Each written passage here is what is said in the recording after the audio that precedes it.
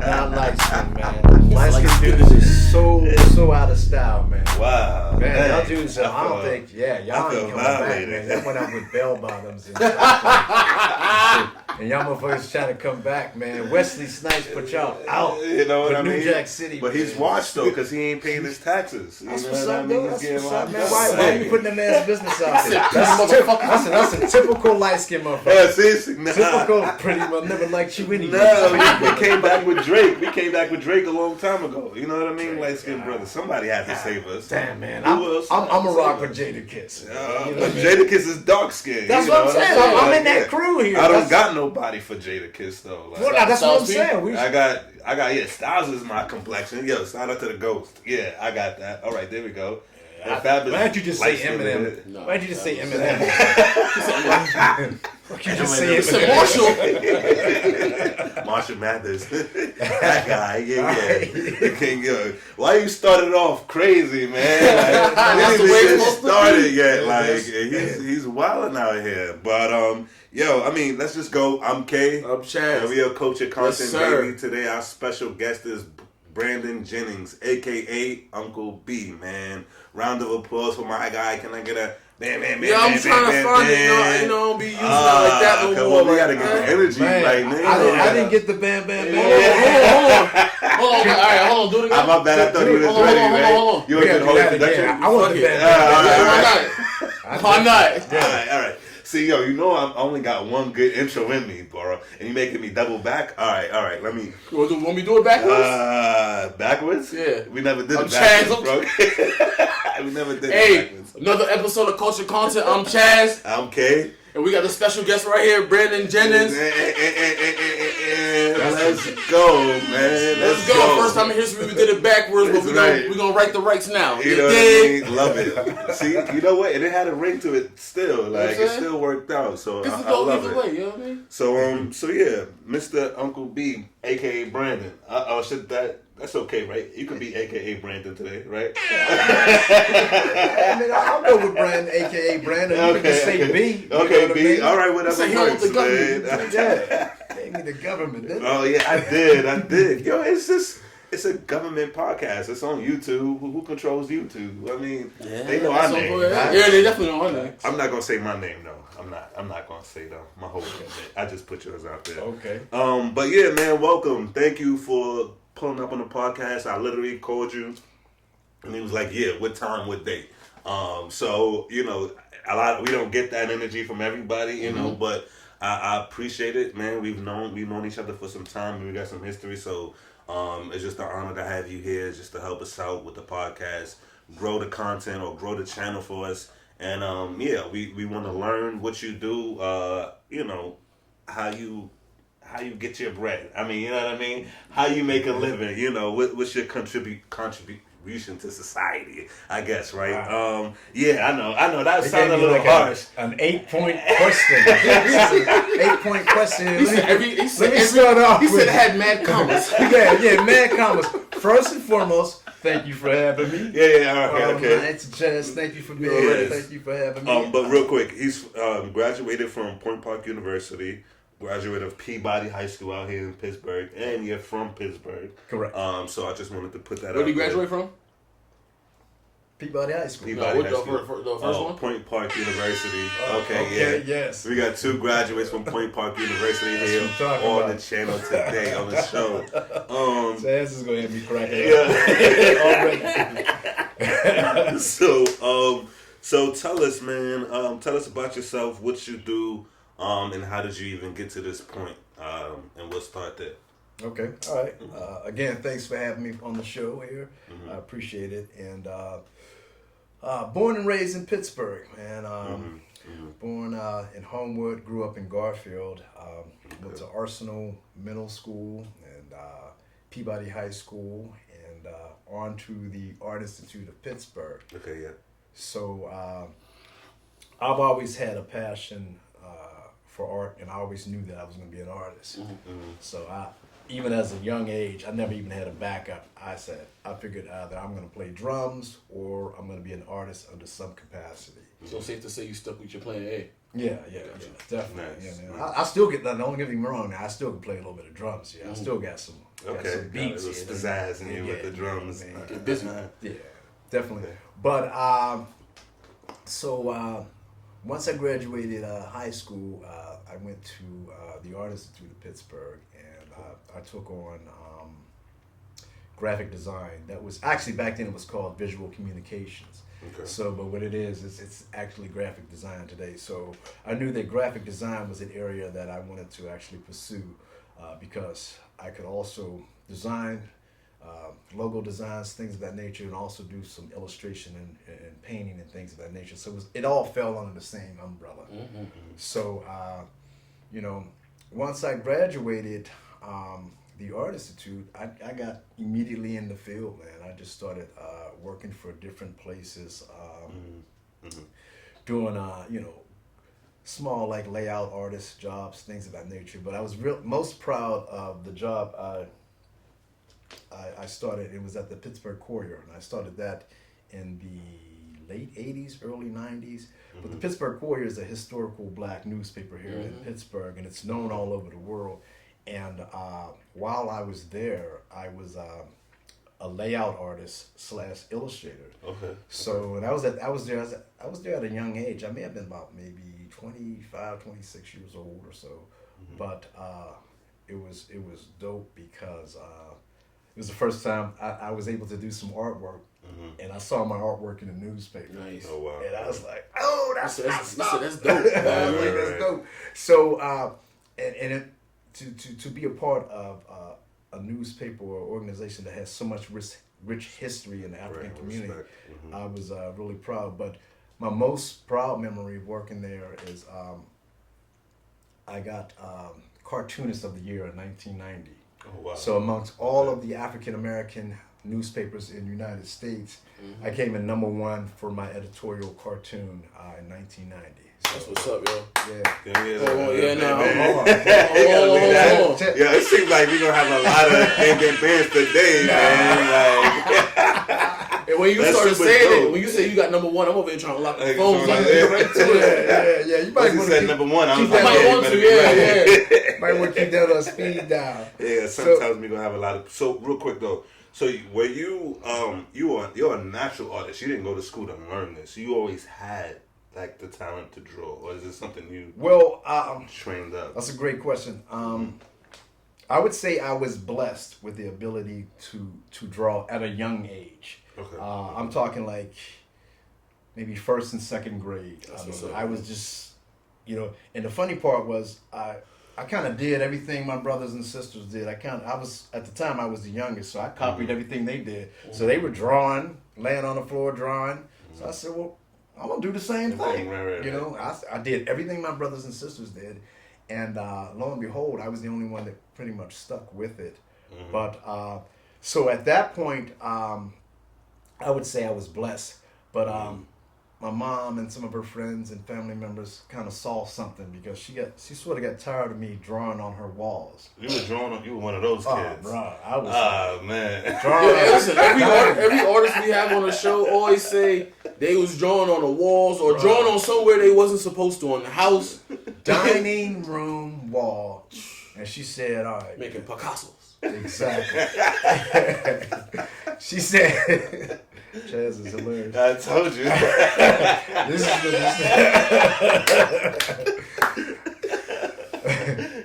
I appreciate you. Yeah. You gotta be ready. Yeah, I appreciate you with that one. throwing me off.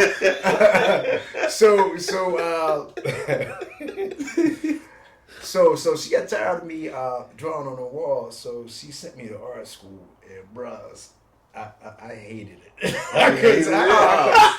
Why did you hate it? Because it was on the foundation Saturday mornings. Oh yeah. And Saturday mornings, Scooby Doo's Hong Kong movies.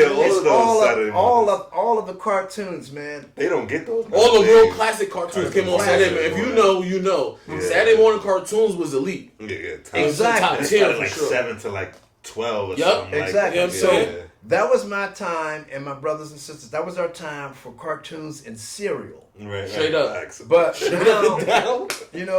but then she sent me to the Carnegie Museum on Saturdays. My sister Tracy ended up having to take me there because she was older than me, and I couldn't stand it at first. It wasn't until someone noticed that when I was drawing, they gave me a compliment. They said, "Man, that's kind of nice." But what were you drawing at that time exactly? Like anything and everything? Hell, I don't remember, man. I was. Are we allowed to cuss on it? Yeah, I mean, you can say whatever you want. No. Yeah, you can say whatever.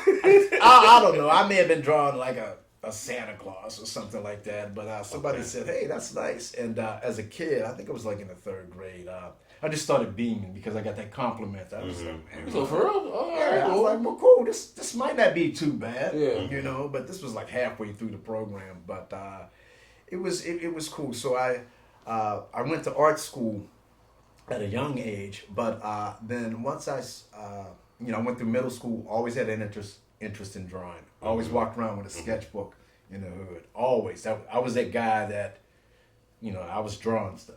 And, So hold on, you walking around with a sketchbook in the hood?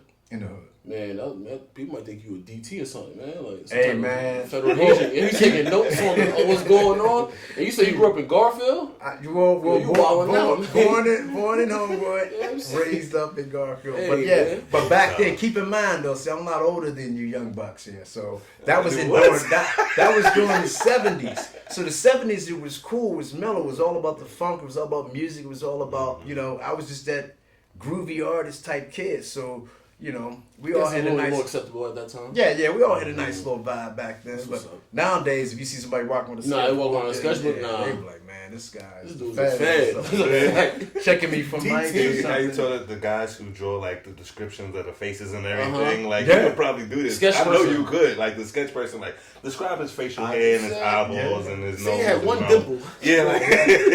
I actually did that, man. Oh wow! I actually did that. But you didn't work for the feds. You just. I was just There was a crime that was committed, and I won't go into any details. It was a crime that was committed, Oh wow! Okay. and my friends and I were involved, and the perpetrator. I was able to describe to the police what he looked like, and it was like, I said, I better yet. I'll show you. I'll show you better to tell you. So I did a sketch, and I think a month later he was apprehended. Wow. Based on that sketch. Wow. So, yeah. Yeah. I mean, snitching is appropriate if your life is in danger. So. Oh, I said it was my people. Yeah. It was my people, and it was like this was back in the day, and he took something that was rightfully ours, and you got to Also, the person like burglarized a crib or something like that. Or? It wasn't a crib. I know you don't like want to talk about scheme. it too much. Yeah. It was like a whole scheme that he did, and it was it was actually in a department store. It was before it was Macy's downtown. It was Kaufman's. Yeah. This guy. I heard Kaufman's is lit. Yeah, it was. But this guy did such a smooth scheme that it was just he got away with it. But he made it seem like he was with us. So the people who worked there thought that he was with us. So, but we thought he was with the store. So everybody confused. Everybody confused. Maybe I was part of the plan. So next question. All right, wait.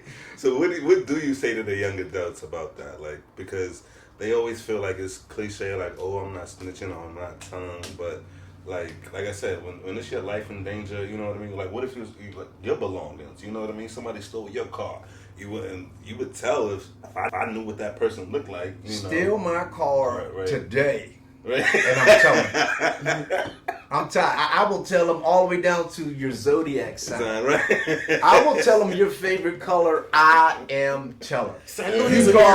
You can call it a snitch. You can call it whatever. But you took what was mine from me. I'm telling. Yeah. Simple as that. These kids live by, first and foremost, they live by this street code that doesn't really exist. Doesn't exist, right? And then they grow up in a time where like it's not like you say where you were growing up where snitching was like no. Where's the time with now? There's cameras, there's audio, there's your phone, like everything's already recorded. Social media. Y'all recording each other doing bad acts of violence and then be like, oh, that person's a snitch. Well, the person recording the incident shouldn't he also be considered? That's the director. Yeah, That's yeah, the like, producer of the whole caper. Right, That's the right. producer right there. Right. So, but I never did understand this code that you shouldn't snitch, this, that, and the other. Particularly in the African American communities, when someone's life is taken away, or an innocent girl or a baby boy is shot or something like that, that code I never did understand that. I mean, and I will not understand that at all. I think that's part of our demise as African Americans to have this code. If somebody did something, now I'm gonna tell you now, if it's something happened to my family and my peeps, that type of thing, you gonna know what to do. It is what it is. Right. One of the ways I was told, or I heard somebody explain this between snitching and telling. Telling is what you basically said, like, you know what I'm saying, something happened to you, your family, you telling the authorities. I mean, usually nobody want to talk to authorities anyway because they don't have our best interests, right? But you tell the authorities what happened or whatever if you're not involved. Snitching is when, say, me and Kay, we do something, you know what I'm saying, and I get caught. Or he get caught, right? And then they be like, "Where's your friend?" And like, "Yo, Chaz, they got us." Or "Kay, they got us. Come out from behind that green car." You like, "Yo, now that's snitching." You know what I'm saying? If you directly involved in something and you knew the consequences of what you was doing, and you decide to tell on everybody that was involved too, crazy. Yeah. That's a snitch. Yo, Chaz, you could come out, bro. Whoa, like, yo, they got us, baby. You know what I'm saying? That happened.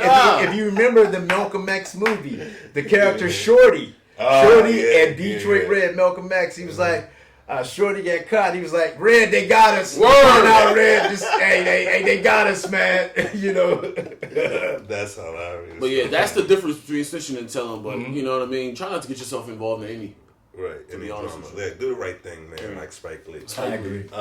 So moving forward, you recently won this year, correctly, back in April, Community Arts Leader of the Year.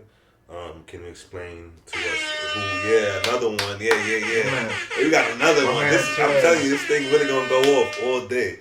Two of the dopest producers right here. He is so on cue with that, man. So, can you explain who honored you with the award and what actions led you to receive it in the first place? Okay. Yes. So in May, I was awarded Community Leader Artist of the Year, and it was by an organization called the Links Incorporated.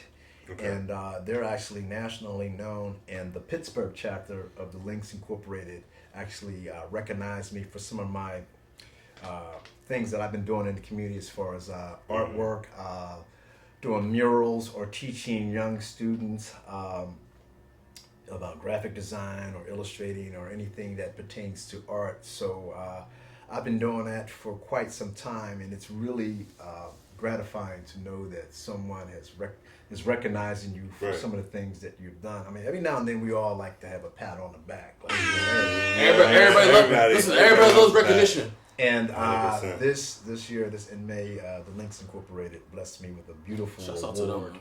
And definitely shouts out to them. So I definitely appreciate them for acknowledging some of the things that I do here in the city. So. Because a lot of people don't even realize they've probably seen your work 9 times out of 10. And they just probably didn't look at your signature, but you do. I'm not gonna go into every single. We'll get into it, but like honestly, people watching this have probably already seen your artwork, whether it be in August Wilson, or whether it just be at an arts event. Like they've seen it, just may not have put your face to the picture. Right. Yeah. So I mean, I've done a large body of work, but.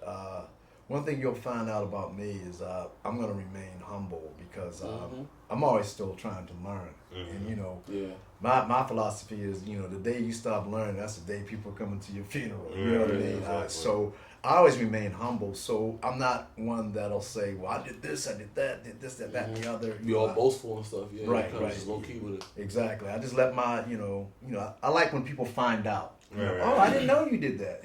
That to me, I think is cool. He was on Culture Content. Yeah, I don't have to say that. I was on Culture Content. You know what I mean?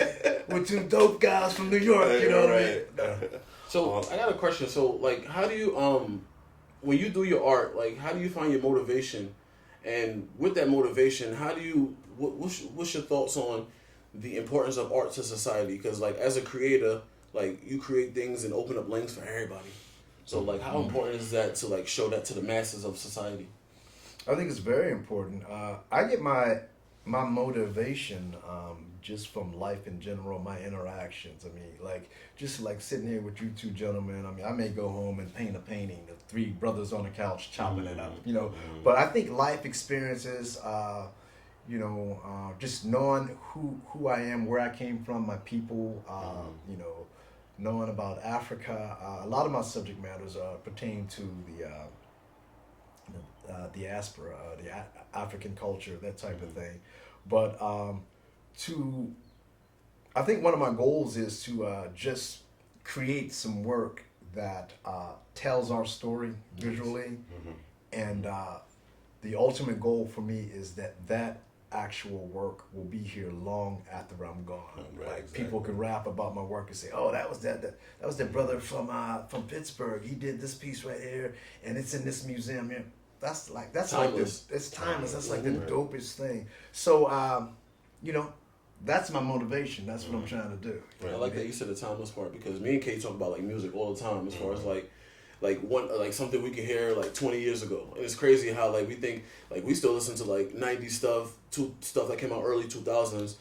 Those was 25 years ago. Yes. And we could still bang it like it's like this shit came out last week, right? Yeah. And we talk about that all the time. It's like what music or what things happened before that can still translate to today, and art is just another one of those forms. You know what I'm saying? Like, absolutely. Photography, video. Photography, Yep.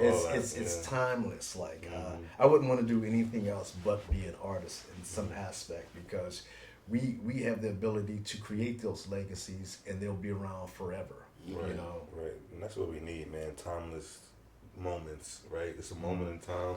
It can always refer back to that because it always bring you that memory, like, 10 years from now, what was I doing when I drew this? You know what I mean? What was that? Right. What was going on in my life? what was that motivation that got Exactly. me to draw this? Because where you at in that moment in time is not where you at currently. You know? Yeah, absolutely. So you probably always like the moment of nostalgia, like, I remember this feeling, when I see this picture. Absolutely. So yeah, real quick, have you been to the motherland? Have you been to Africa? No, I have not. That is on my. In fact, I had planned on going prior to the pandemic, and that kind of put some things on hold. But Right. my wife been she been to the motherland. She went to Ghana. She stayed for about a month. She was on a Fulbright scholarship, and her experience was dope. In fact, you might want to bring her on the show too, on the culture content, to really rap about that. We got you. Mia Jennings. Miss Jennings. Por favor. But exactly. Her experience, it just like the story she told about the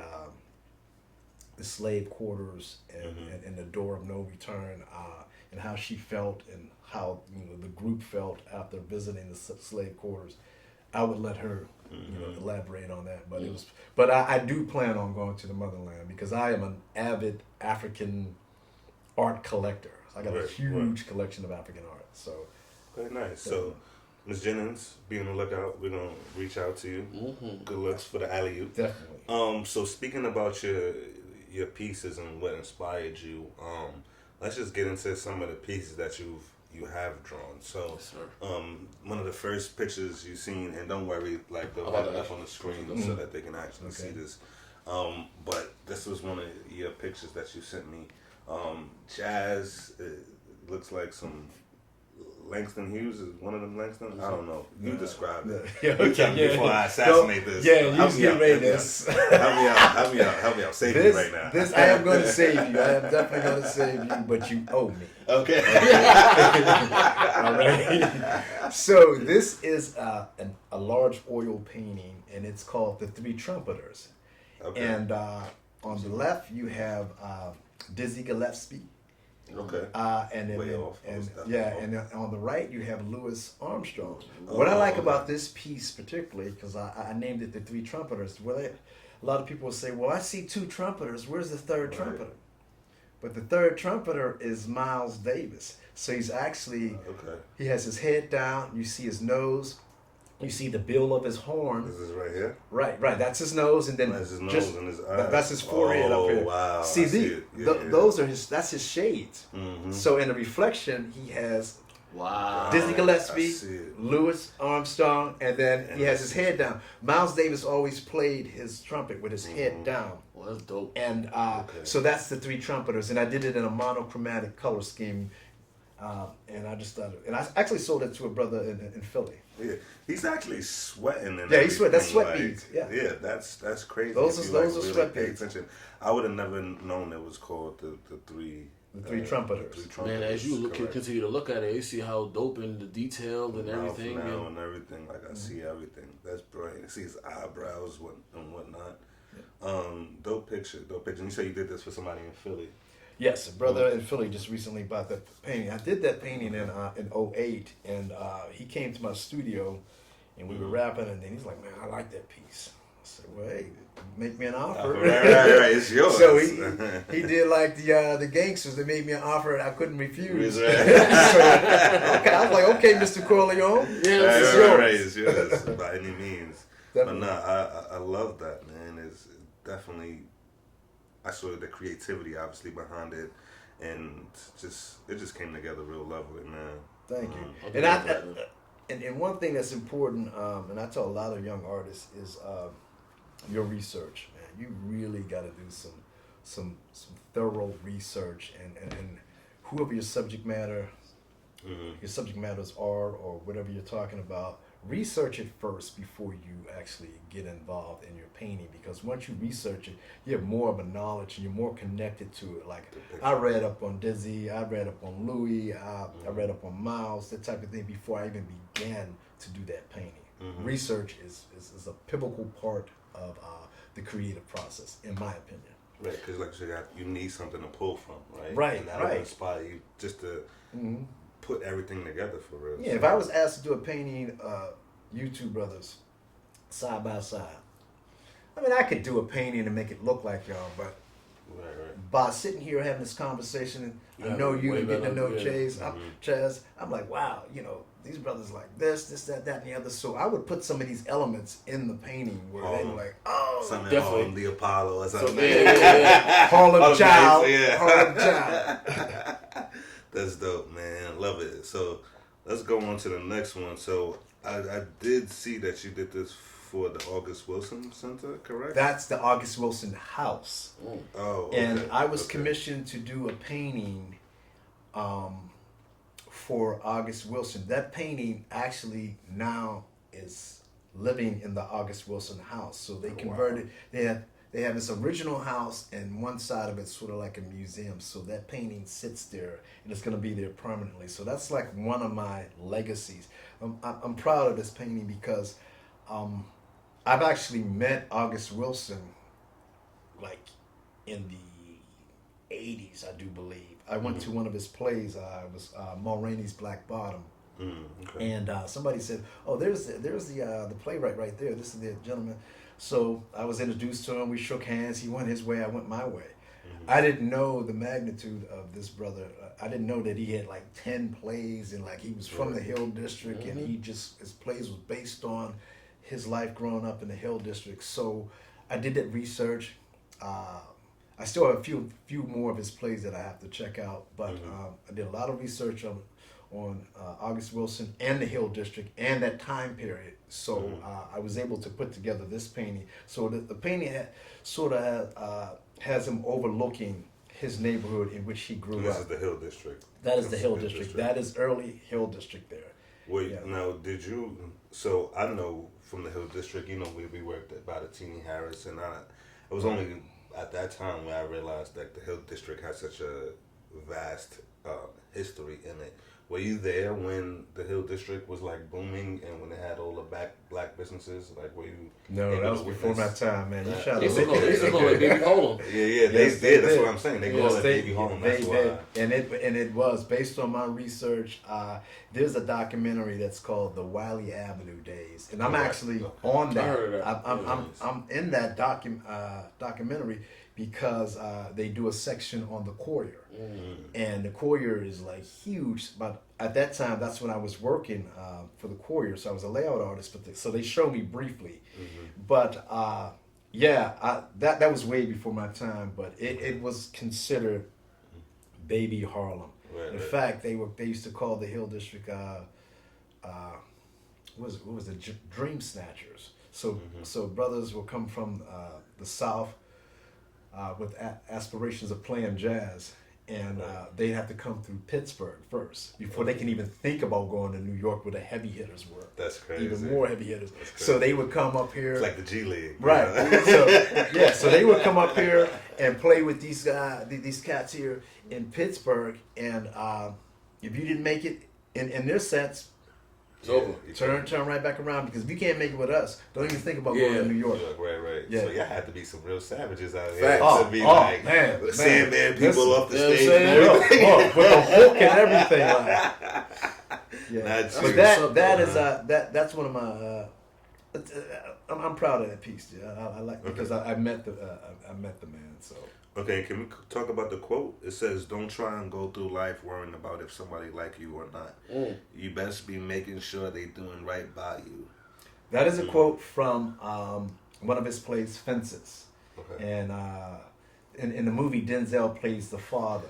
And they also recorded out here too. By the way. Right. Yeah. Denzel played the father, and he had recited that quote to his son. They had some type of dialogue. So I thought that was a dope quote. So I actually incorporated it into the painting. Yeah, that's dope, man. It's lovely. I feel, now that you've said all that and you explained it, like, it is a real heartwarming photo, you know what I mean? And he's like looking over. And actually, one more tidbit about that too. When I was asked to do a painting of August Wilson, I didn't want to get like the typical painting of him, posing and that type of thing.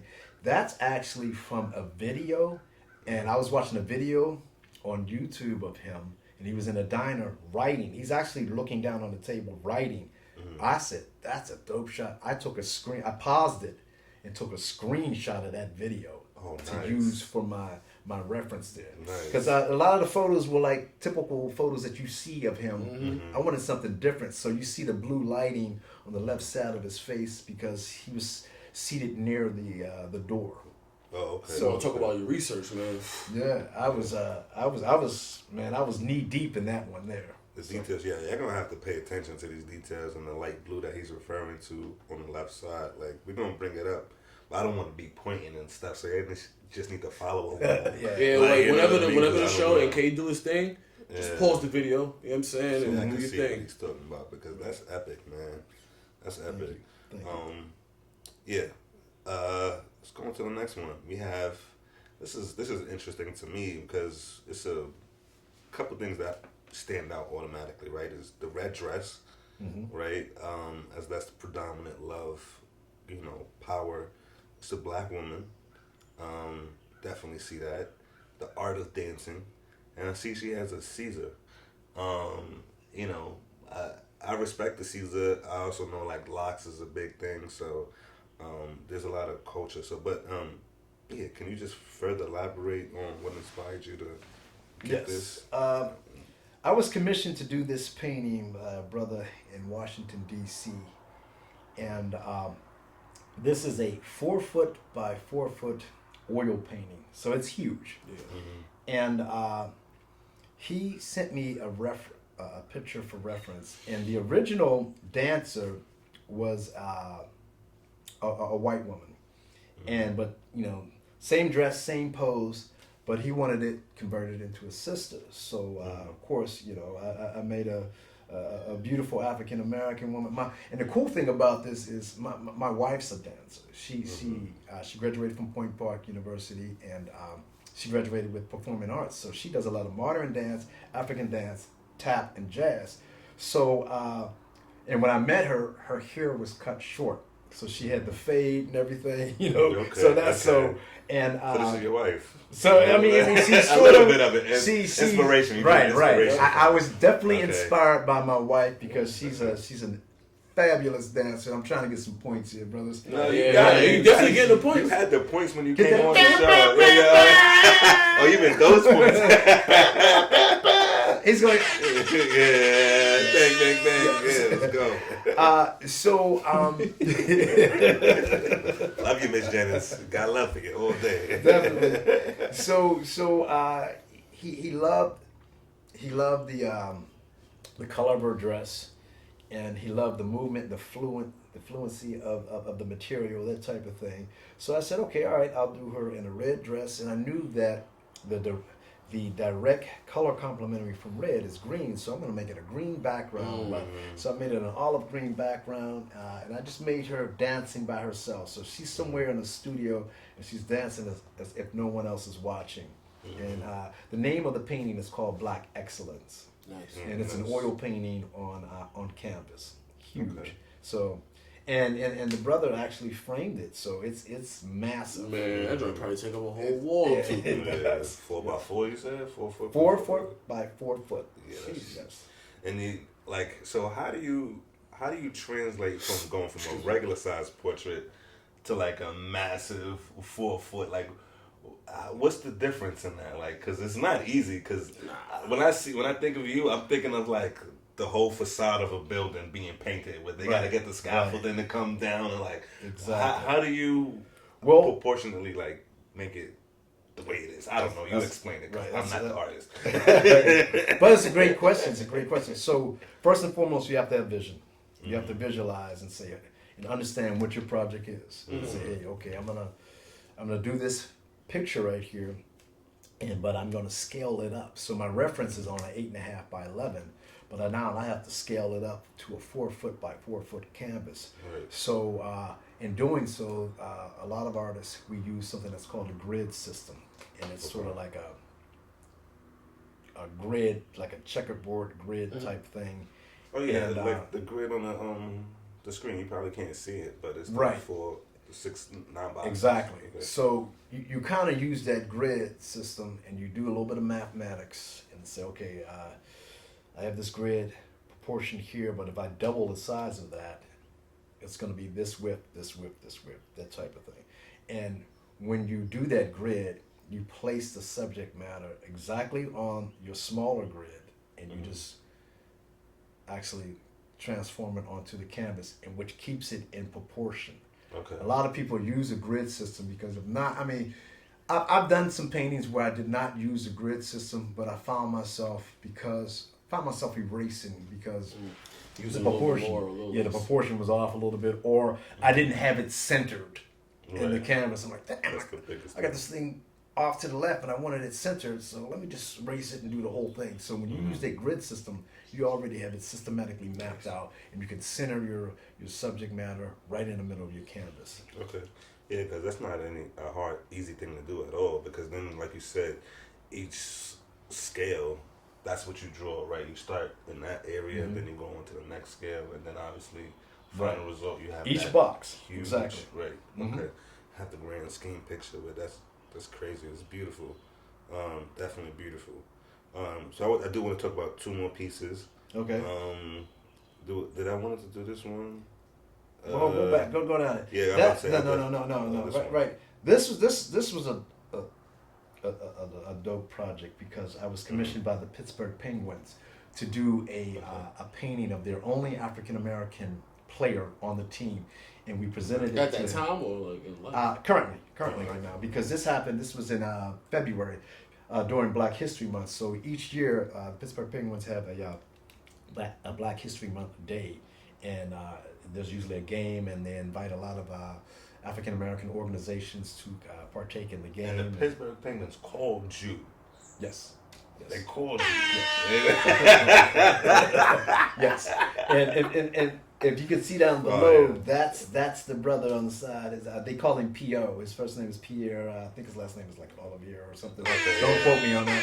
But I'm about to say, because I don't know nothing about NA hockey. Hey, and no do I, but the game was pretty dope. It was I don't know. Heard them games is intense, man. Yeah, they're intense. I don't know the rules, but it was definitely, I had a good time. We were sitting in the skybox and box office seats. I was like, this is dope. I can do this. Okay, yeah. But I wanted to talk about that because he didn't know that painting was done for him. So this is his reaction. He was just like, "Oh, this is crazy! You know, this is dope." But that's 4 foot by 4 foot as well, so you can kind of see the scale of that. Yeah. And that's a picture of him in his uniform.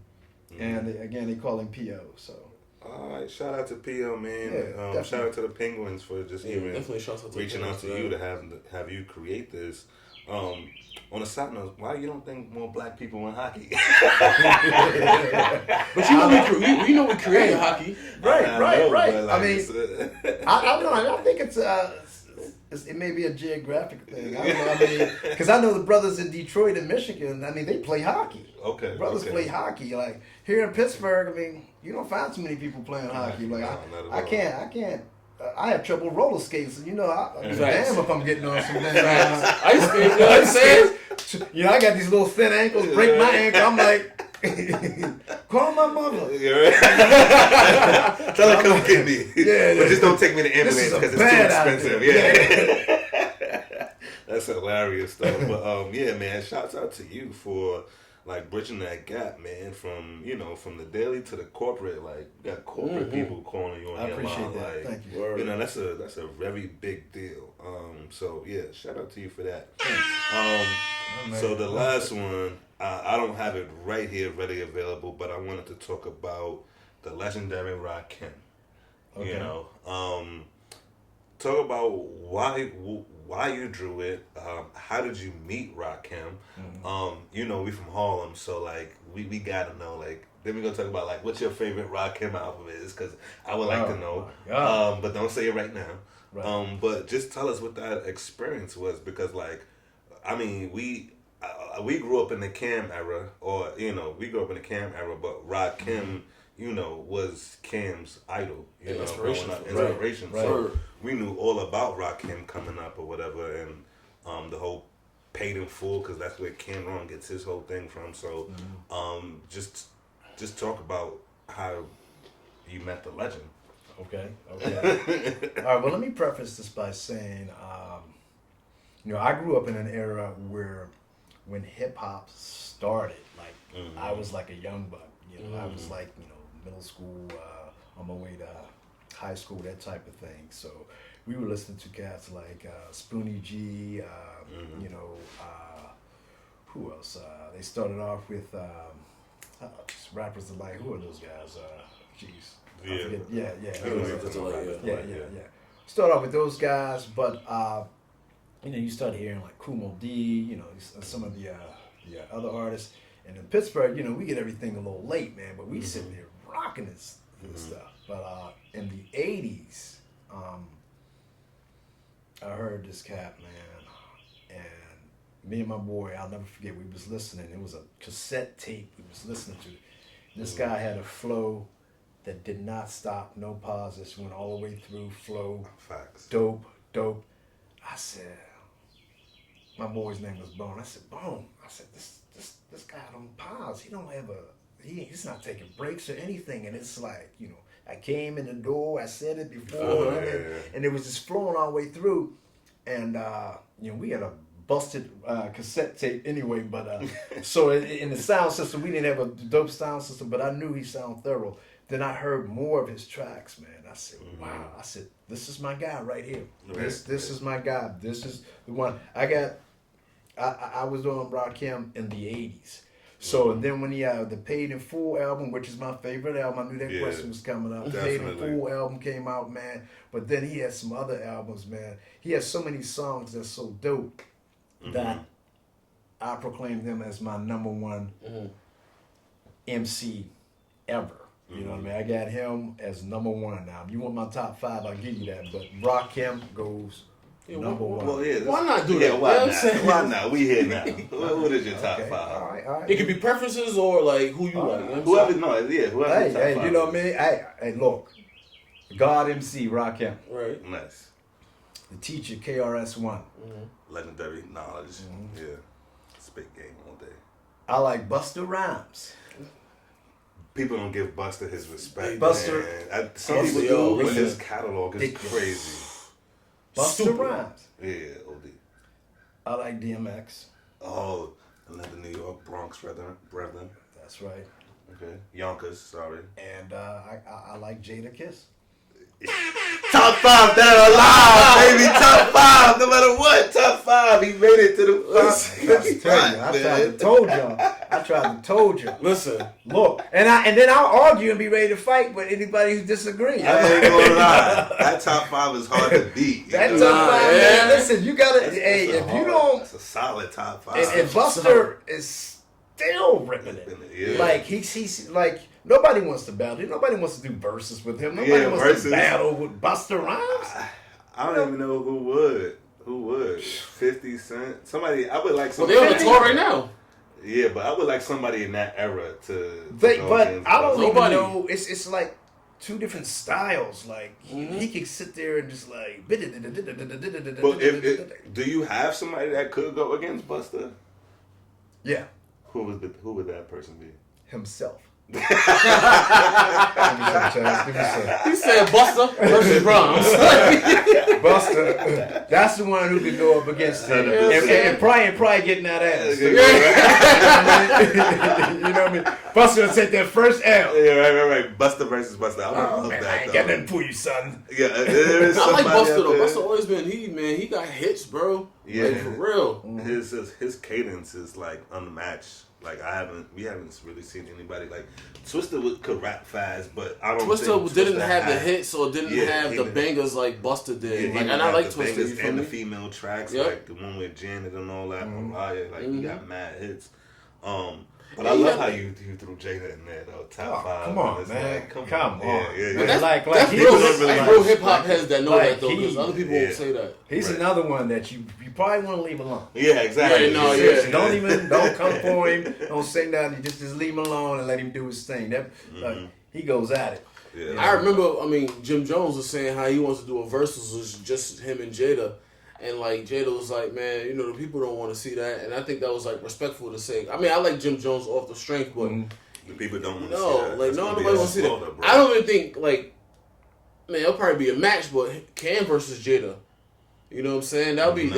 But when you talk about what happened during the verses, I know we bring that back a lot, but that was I like. maybe saw that versus the Harlem against the Young dudes. Yeah. But that was It like bad. It was that bad. was timeless. Timeless too, because that was like a moment in history. That was a moment in history, like, you know what I'm saying? Yeah. You really seeing how the cohesive the Locks was, and Jada basically just took over. And after that, he said, the price went up. He was getting deals, and a whole bunch of people want to work with him. He said especially like the younger artists want to work with him more, and he thought that was surprising. You know what I'm saying? Yeah. But that just show you right there, like, people wasn't respecting what he do, but you have to really show them. And he humbly did it. You know what I'm saying? And Yeah, he did it in a way that was monumental because he Facts. basically told New York, like, look, I run this is shit. this is I'm putting y'all on. this is the real hip hop. You know what I'm saying? I'm out here. I'm I'm live out on here. the block. I don't live in Miami. I don't live in Miami. I don't live in. I really be outside. I'm outside. You see me. And this is how we're gonna get it. After he did his intro, he went straight into What a ripping juggler. it. You know what I mean? And That's was a no fact. singing over no songs and none of that, man. There was no lip syncing. It was no lip No lip singing. syncing. It was live, so It's you know straight bars. it was what it was. Yeah. In excellent shape. I hope to be that age and have that win capacity like they Word. had that because I just saw. that was the point. I just saw on YouTube, man. It may have been. I don't know if it was TikTok or whatever, but they showed Jada Kiss breakdancing. I see that. It was yeah. Wow, It was really? hilarious. It was hilarious. I was like, shout out to Jada Kiss.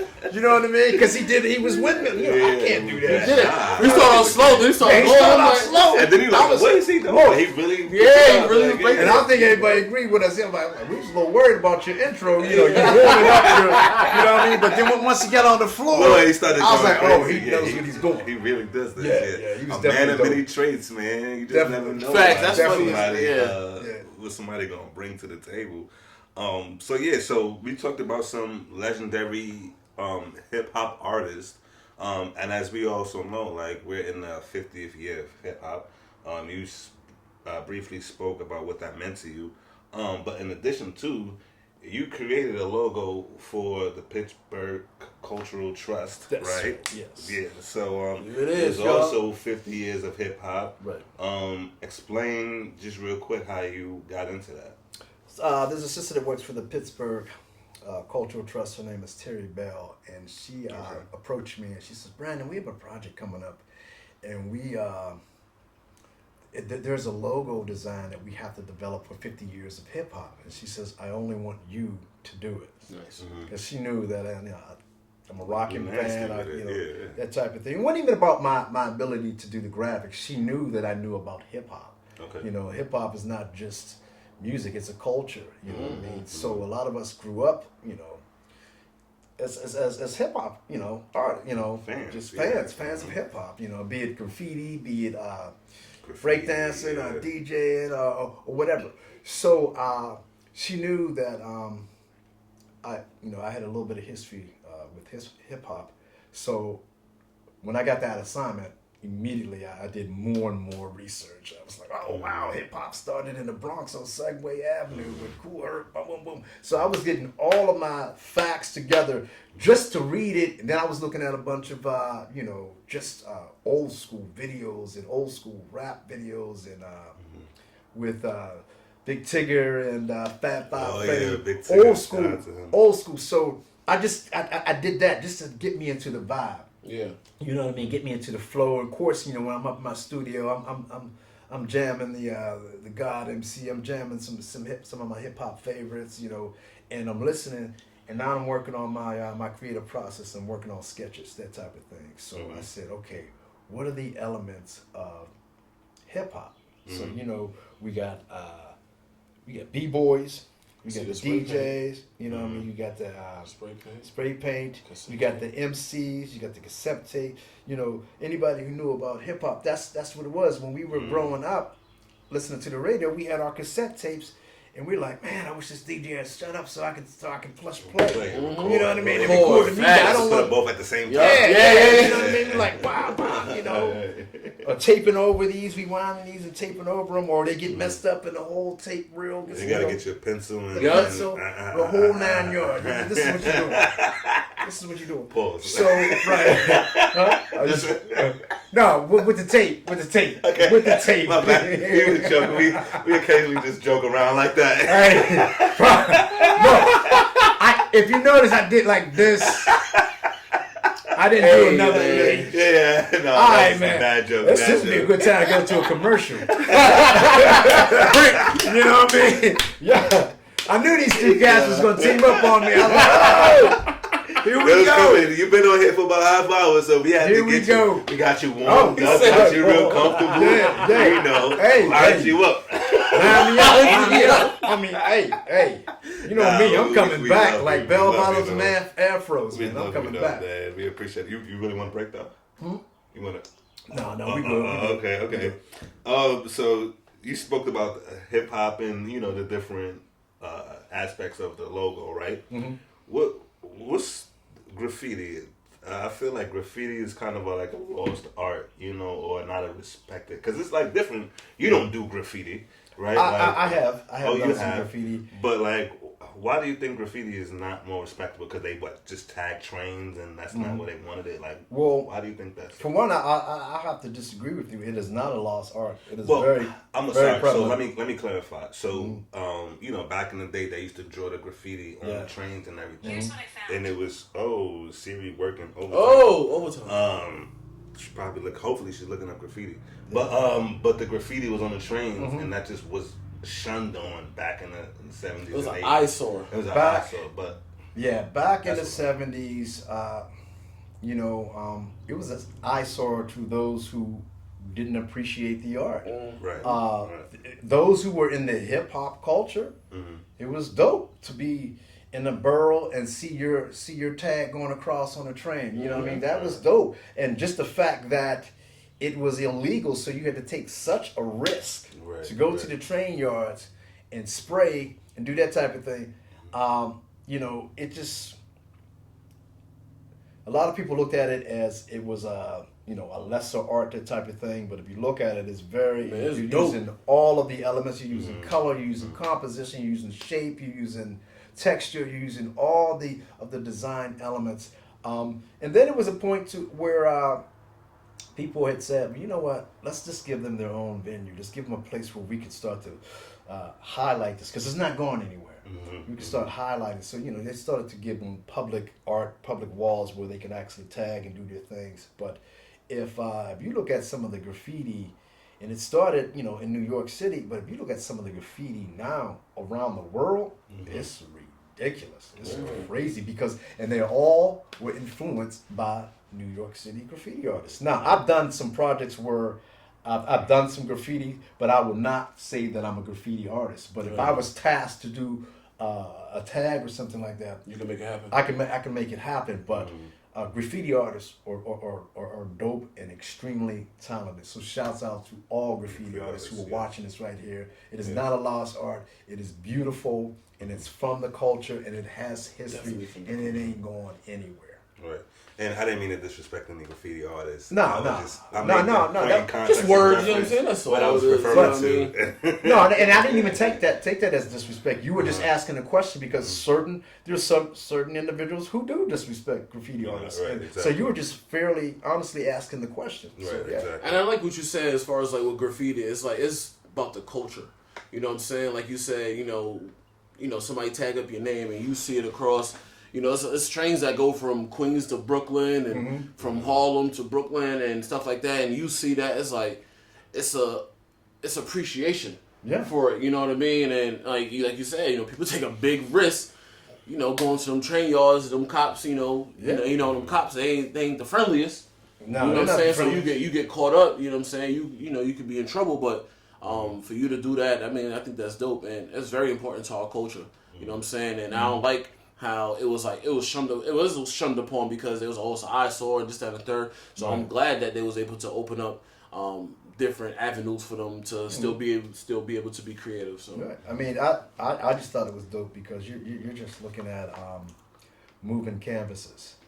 Now, on the flip side, I mean, in some cases, some people will say it's an eyesore because it may be some graffiti artists that were novice and who just weren't as savvy as the dope. They were just artists. doing so they're doing some stuff, and it looks like an eyesore. If you're just doing something and you're not putting any time into it, then I can see where that could be an eyesore to some. I agree. Right. But I mean. Yeah. So just real quick, we spoke about how hip hop originated in the Bronx. You sent me a video like not too long. Well, it was a while ago, but just some history of the Bronx, and I can't remember every fun fact about it, but ones that stood up that Pelham Bay Park is the biggest park in New York City, not Central Park, and then the Bronx is the only borough connected to the United States. Hence why they call it the Bronx, and they call everything else Staten Island, Queens, Manhattan. Like they don't say, they don't say the Manhattan. Right. They say it's only the Bronx. Right.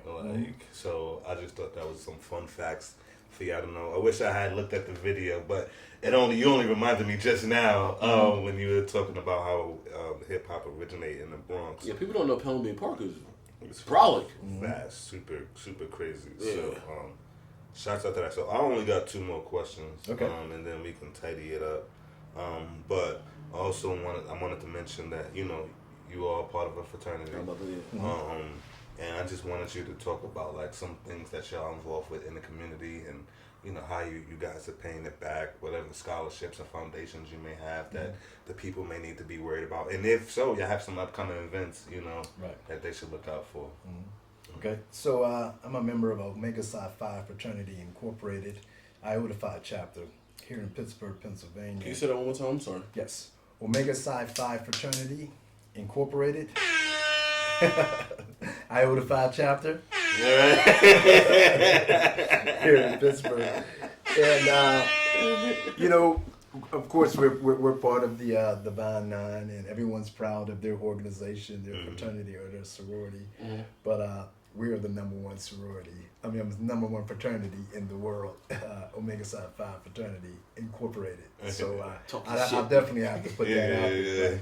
But our chapter here, Iota Phi chapter here in Pittsburgh, we do a lot of mandated programs where we give toys out in the neighborhood for kids. We give out about like 300 toys around Christmas. Well, let me back up. Prior to that, we do a turkey drive in November, where we give out turkeys and foods and things of that nature. We have a frat house that's located in Pittsburgh, and it's called Anderson Manor. And from our fraternity center, we actually do a lot of programs. So we give away scholarships. We have an achievement dinner in November where we give away scholarships to deserving high school seniors who are on their way to going to colleges and universities. So we give out scholarships for that. Pass out turkeys, and also in November we do the Christmas toy drive. We do a Mardi Gras in March, and a lot of our proceeds go towards our scholarship programs. We do a lot of programs where there's a cross-cultural program that we have done. We hook up with the Ozingham organization here and have a lot of programs with them, summer programs. We have currently doing some cooking programs. We just did, we took a bunch of kids up camping just last week, as a matter of fact. So a lot of the kids did a lot of camping. Some of the inner city kids went to this rural area, did a lot of camping, fishing, and boating and things of that nature. We do have an event coming up Labor Day weekend. It is our Labor Day weekend, Omega Psi Phi Fraternity Incorporated Labor Day weekend. We're doing a boat ride, we're doing a white party, we're doing a block party. So make sure that you get with your closest member of Omega Psi Phi Fraternity, get yourself some tickets, and actually join us in the festivities, because a lot of our proceeds, again, go towards all of our programs. Yes, that's man. And I'll be back this year because I'm getting an invite. Nah. That's right. That is right. That's right. Yeah, you did do some video. You did some videos, but for one of our programs. Absolutely. Wait till you see this work now. You're gonna be like, oh, okay. But that's a whole nother story for later. But yeah, love to hear it, man. Love to hear how much y'all doing for the community in itself, because we pride ourselves on just this podcast or this show, just giving back to the community as well, right? Just for information that they may need. So, so I just want to go forward. I did want to ask another question, but we gotta move forward. So right now you currently work 100% for yourself. Yes. But there was a certain point in time in your life where you were a W-2 employee. So can you just tell us about that transition? From going to W-2 to 1099, what that experience is like and how it's worked for you. So when I was working full time, that's when you and I worked together. We worked for KBK Enterprises, and I was the creative and marketing director for KBK Enterprises, and I was working there for about 5 years, and then COVID hit. Right. So once COVID hit, things became a little difficult for the company. They had to make some decisions, and they had to lay the marketing department off. So with that being said, this was during 2020. I said, I'm laid off. But one thing I can say about COVID is COVID had a lot of people in the house thinking and strategizing. What am I going to do? What's my next move? I mean, what does the next 5 years look like? I was one of those persons where I said, you know what? I'm tired of making thousands of dollars for corporations and companies and things of that nature. I have the skill set. Why don't I just do it for myself? I've been freelancing anyway. Right. So why don't I just take this freelancing thing and now make it full time? So what I did was I formed my company, Your Brand Designs, and within that, put it on the bottom for you. Yeah, definitely. So within that, I do a lot of graphic design. I do a lot of illustrating, a lot of advertising and marketing. So, and I also have a business with my brother Vance Jennings. He's my younger brother, and he and I have a screen printing business. It's called Prints of the City. That's spelled Prints, Prints of the City. Okay. So we do a lot of screen printing. We have a lot of repeat customers, and we do a lot of T-shirt designs and sweatshirts and ball caps and things of that nature, and even heat press. So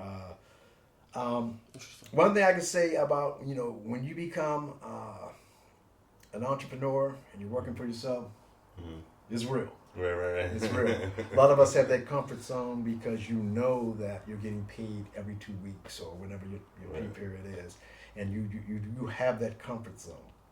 But when you're working for yourself, sometimes where that money coming you from. got to figure out where that money comes from. You know, you're paying bills. You know, you got a son in college. You got a daughter lives in New York City. You got bills you got to pay. So you have to figure it out, and you got to be a strong team with your wife. You know, so some corporations they pay on time. Some corporations have a lot of bureaucracy and red tape you got to go through prior to getting paid. Next thing you know, it's like 3 months and you still haven't got a check. So that becomes a little difficult, but it just motivates you to get out there and grind. You got to grind more. You got to grind hard. You got to constantly be on the grind and constantly setting up projects where you know that it's going to help you sustain your lifestyle and your bills. Being strategic. Exactly. You definitely have to be strategic. Something that's talking about strategy, something I learned too is just like, if you think of a funnel, right? And entrepreneurship, like you want to make sure you filling up that funnel at the top as much as possible, and then have a little bit of money coming out, right? Like pouring slowly out of that funnel, but you gotta keep. Once it start flowing though. Yeah, you gotta keep feeding the funnel, man. And sometimes I be wanting to crack that funnel open, let that money pour a little faster. You know what I'm saying? Crack it from the bottom, make it pour a little faster. Yeah, right, 100%. You know what I mean? 100%. But you gotta fill it up to have that consistency, absolutely. and it doesn't happen overnight. Right? It doesn't. You're not guaranteed that check, right? So that's why you gotta keep filling it up. You got to keep doing work here, odds and ends. That's a great analogy. You know what I mean? It's just bang. So, I have a good comment every once in a while. You know? A good reference point. But you got anything? Yeah. So, what is one of them?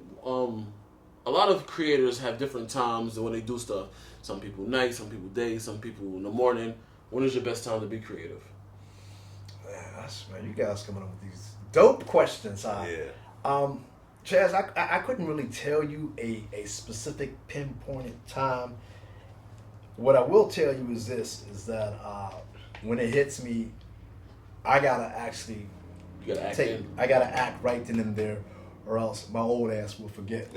You ain't lying. So I'll jot some things down in my sketchbook or something. There's a couple times where I'm sleeping and I got this dope dream. And I'm like, wow, that's a great idea. I'll literally wake up. You woke up like the Undertaker, like, you know what I'm saying? right, yes, Start getting busy. But I have to, I got to write it down because I don't want to forget that idea. Right. But it hits me, when I'm, I could be with my frat brothers, I could be with my family, I could be with friends or whatever, but somebody will say something that just, I'm like, wow, that's a great idea. Oh, that's a great... It triggers something. And so that might be right then and there, and I may just have that thought, I'll jot it down, and then when it's time to get down in the studio, I just get down. So I don't really have a set time I get down in the studio. Okay. Since I work for myself, I'm like, all right, after I eat, I might get up there. But not, I don't know, there's a hoop game on, so I might be chilling for a minute. But I'll get up there and make it happen, though. Yeah. It's funny you say that because, like, I don't have a set time either, but, like, the most time I get, like, ideas, I'll be either driving or I'm in the bathroom. You know what I'm saying? Taking a shower, brushing my teeth, whatever the case may be, and I never like jump out to jot something down, but like usually I try to got him. Yeah, pause. Somebody wants you to jump out on anything, Chaz, and jot anything down. And I love you like a step nephew. But nobody, I get it. I thought that was just a little too much. You got me. I thought I was going to get you back there. You got me. Yeah. Hey, nevertheless though, listen. I love it. Yeah. Hey, man. I love it. Right on time, yo. Right on time. Hey, none of this is script. It ain't like we, you know what I mean? But I knew I gotta get one of them. Somebody gonna get got. Yeah. Somebody getting got. They got me. But like I try to I'm big on using the notepad on my phone. So I'll type something real quick and I'll come back to it in this and the third. But I was basically just Got him. Got him good. Got him. Yes, indeed. But creativity comes at all times, so you know what I mean. I just want to see your rationale, how you get it done. I appreciate it. Way to clean that up. That was it. You cleaned that up Hey, good. came back to it. He ain't forget his thought. He ain't forget his thought. That's what I'm talking about. You gotta be on point though. You got me. I was on point. You know what I mean? So we good though. 100%, man. So, on that note, I think we had a very successful episode, man. If you could kindly, Brandon, Uncle B, tell us where they could find you at, any websites where they could follow you at, your business pages, all the above, and we'll tag them at the bottom for you. Okay. And we'll slowly close this out. Cool. First of all, thanks for having me, guys. This was a blast. Yeah, I really definitely had a good time here. Don't have a website currently right now. My daughter's working on my website, so we're going to be getting some. I'm going to be updating some things. So, but you can find me on Facebook under Your Brand Designs. That's YOURBRANDDESIGNS.com. That's a Facebook page, and you can also email me at Your Brand Designs as well. And if you want to get in contact with me, should I give my phone number out? I mean, this your business? business, yeah. So Yeah. you can reach me at 412-320-9547. My man. Yo, I got one more thing and I forgot to get it. My bad. This is real impromptu live. We doing this. I don't know how you got me like that, man. That was crazy. Hey, man. I thought it was safe, man. I thought it was good. I thought it was good bread. Hey, look, boom. We got one of these for you. You know, a gift basket from you to us. Oh, or wow. From us to you. Wow, You they know gave what me I mean? some ripple. You know. Some shit ripple. This is dope. So, This is dope, Champagne bottle. man. That's So we right. appreciate you for pulling up. Yeah, this is showing going to us be right love, on man. the way home. Yeah. As it should. As it should. We don't condone drinking and driving. But Not at all. Yeah, but you know what it is. On that note, I'm Kay. Chaz. And this is Brandon. no government name. Everybody just say, yo, and we are culture content, baby. Thank you. We appreciate you. I appreciate y'all.